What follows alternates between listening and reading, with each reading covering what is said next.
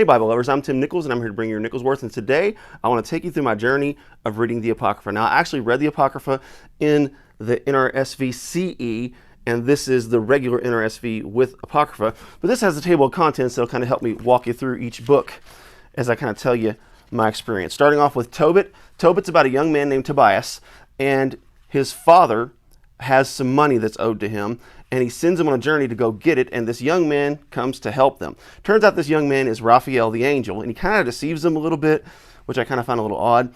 But then he also teaches them how to make this potion out of like fish guts and stuff, and it like casts out demons, and it brings healing. It ends up healing Tobias's dad's eyes. So it's a little strange, but you know, it's an interesting read.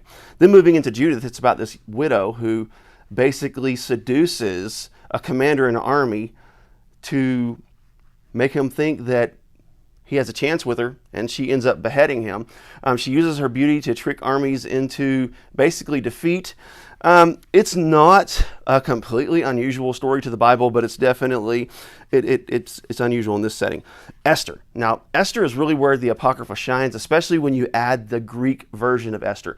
Not just adding the additions, but bringing in the Greek version as a whole. It reads beautifully. There are several prayers and different things in there.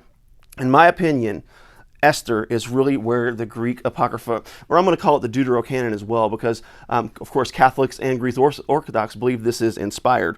Wisdom of Solomon, that's a very interesting read. Obviously it's going to read like wisdom poetry, but it also gives kind of his idea of how idolatry started. There was this father who lost his son, and his son died, and he was so grieved over it, he made a statue. And over time, that statue became an object of worship, and people began to make more statues, and that's how the idol worship of statues began. Very interesting. Sirach kind of reads, again, like a psalm, proverb kind of thing. It also reads very similar to the New Testament. There's a lot of things in there that some could even argue was quoted from the New Testament, or the New Testament quoted from. Baruch and the letter of Jeremiah, they both kind of read like an Ezra, Nehemiah thing. They have lots of prayers. It's an acknowledgement of Israel's sin and the reason that they're in captivity. So next we move into Azariah, Susanna, and Bel and the Dragon. Those are all kind of additions to the book of Daniel.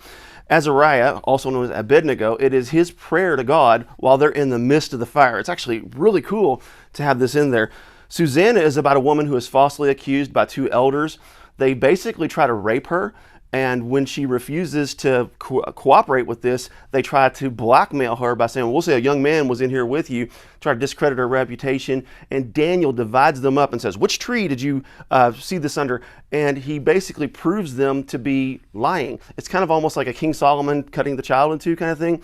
So that's very interesting. Bel and the Dragon is basically this story where these elders are saying the god Bel eats the food in the middle of the night. You'll have to read it. It's really cool.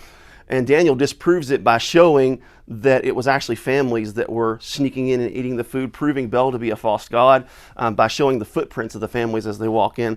And also, he ends up killing an actual dragon. Now, we don't know if dragons were actually real creatures. We don't know what they're talking about.